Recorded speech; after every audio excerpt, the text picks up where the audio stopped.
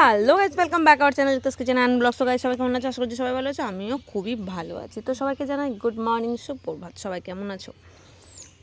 আজকে সকাল বাজে এখন প্রায় 8:30টার কাছাকাছি। মাইকা ঘর চলে এসেছি, দেখে তো বুঝতেই পারছো আশা করছি তোমরা।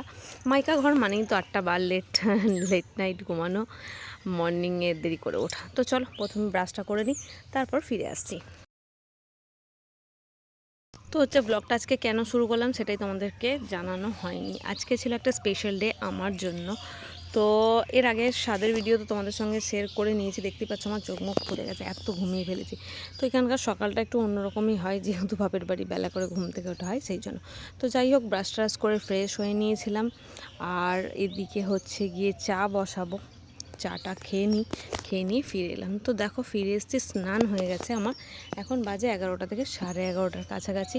চোখ মুখের অবস্থা দিন দিন খুবই শোচনীয় হয়ে যাচ্ছে। এটা প্রত্যেকটা মায়াই ফেস করে, তো কী আর করা যাবে। তো চলো দেখতে থাকো আর সঙ্গে থাকো, ভাবি জান কী করছে। কেমন আছো? আমি দু জায়গায় রান্না করছি, এক জায়গায় পায়েস হচ্ছে, এক জায়গায় শুনে নিই সব কী হচ্ছে। চলো দেখতে থাকো, সঙ্গে থাকো। তো মা কি বললো আশা করছি তোমরা বুঝতে পারোনি। দুপাকা উনুনে রান্না বসিয়ে দিয়েছে, আর এদিকে দেখো আমাকে চা বিস্কুট দিয়ে দিয়েছে। তারপর আমার সাজগোজের পালা। তো এত সাজ ধাজ ধাবার কে কাহা ম্যা যা রহি হু, আরে কাহাই ভি মতলব কোথাও না।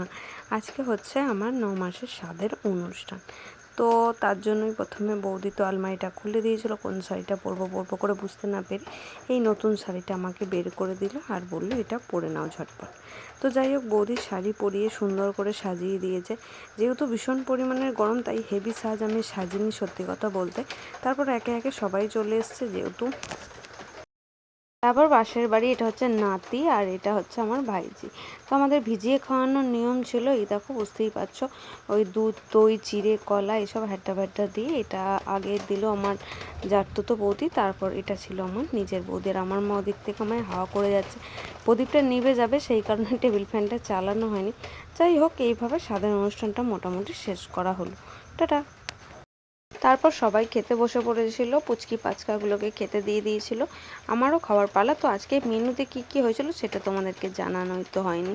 তো আজকে হয়েছিল 5 থেকে 7 রকমের ভাজা, হয়েছিল মাছের মাথা দিয়ে ডাল, মাছের ঝাল, পায়েস, চাটনি, দই, মিষ্টি, পাঁপড়, আরও অনেক কিছু রান্না হয়েছিল। এটা পুরোপুরি নিরামিষ, মানে মাছ হলেও নিরামিষ হয়েছিল। তো দেখে নাও তোমরা কি কি আমার স্বাদের মেনুতে ছিল। যেহেতু তোমাদের প্রথমেই বললাম এটা তুমি ছোট্ট করে অ্যারেঞ্জমেন্ট, খুব বড় করেনি। তো যাই হোক, পুচকুগুলোর সঙ্গে আমিও খেয়ে নেবো। তো ব্লগটা কেমন লাগলো কমেন্ট সেকশানে জানাতে গাইজ অবশ্যই ভুলো না। আর ভালো লাগলে চ্যানেলটা সাবস্ক্রাইব করে দিও। আমিও তোমাদের পাশে আছি, তোমরাও আমার পাশে থেকো, আশীর্বাদ করো সবাই যেন আমি সুস্থভাবে এক নতুন অতিথিকে এই পৃথিবীতে আনতে পারি। Tata, thanks for watching guys.